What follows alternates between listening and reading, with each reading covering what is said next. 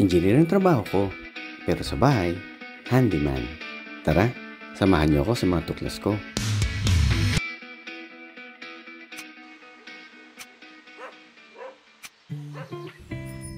Magandang araw mga ka-project. Kumusta kayo?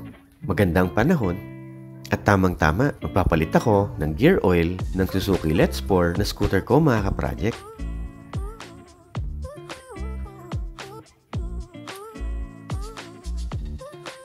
Polysynthetic na gear oil ay papalit natin mga ka-project.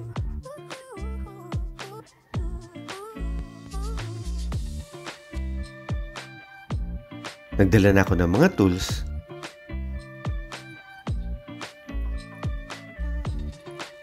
at pansalo sa lumang gear oil niya. Ito yung mga tornilyo na dapat natin tanggalin para ma-access natin yung gear oil reservoir ng scooter. Okay, tanggalin natin yung kickstart lever at yung nakapalibot na screw sa cover niya.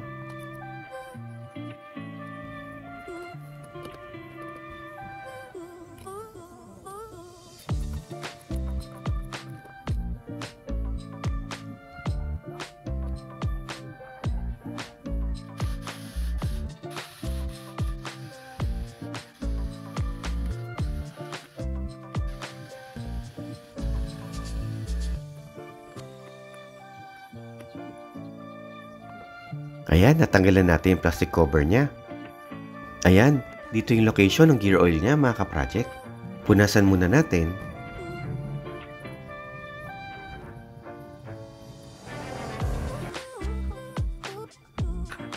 Tapos, tanggalin natin yung drain plug ng gear oil.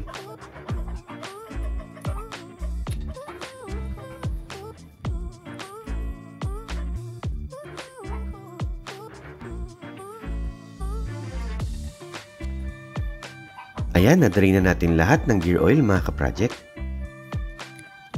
Tapos, tanggalin natin yung filler cap ng gear oil.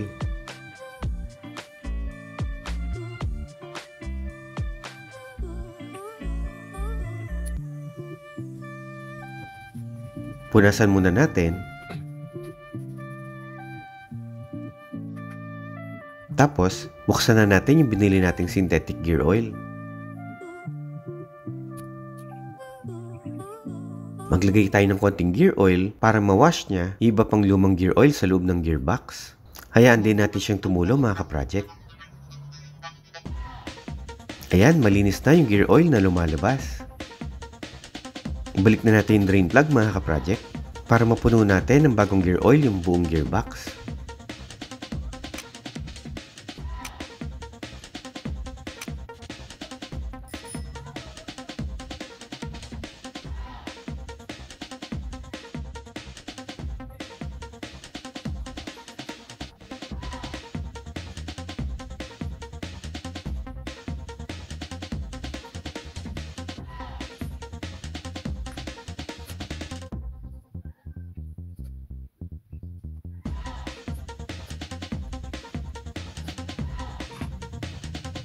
Ayan, puno na siya at umapaw na siya sa filler cap mga ka-project.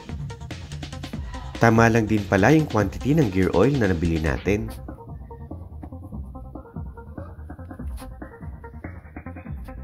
Ayan, ibalik na natin yung filler cap niya.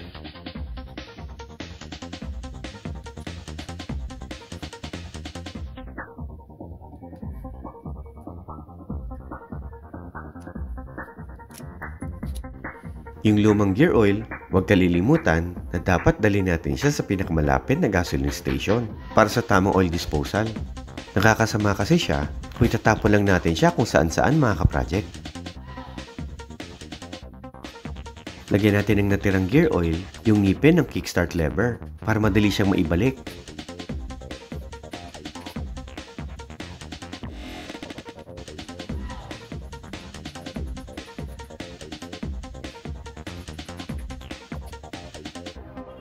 Pero teka, linisin din pala natin tong plastic cover niya.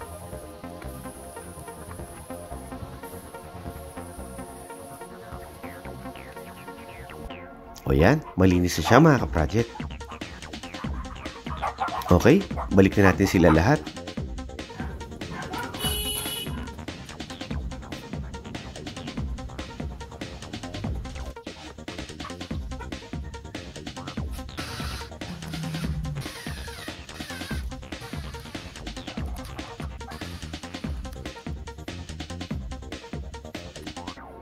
Okay na mga ka-project, madali lang siyang gawin, di ba?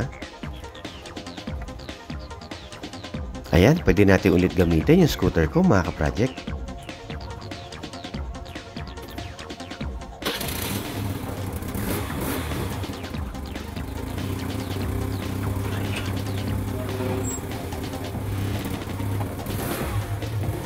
Ito na naman yung bago kong tuklas mga ka-project. Kung nagustuhan yung video ko or may natutunan kayo, pakiclick naman yung like, don't forget to share and subscribe to my YouTube channel. Pakiclick na rin yung bell icon para ma-update ka sa mga bago kong videos. Hanggang dito lang mga ka-project. Maraming salamat!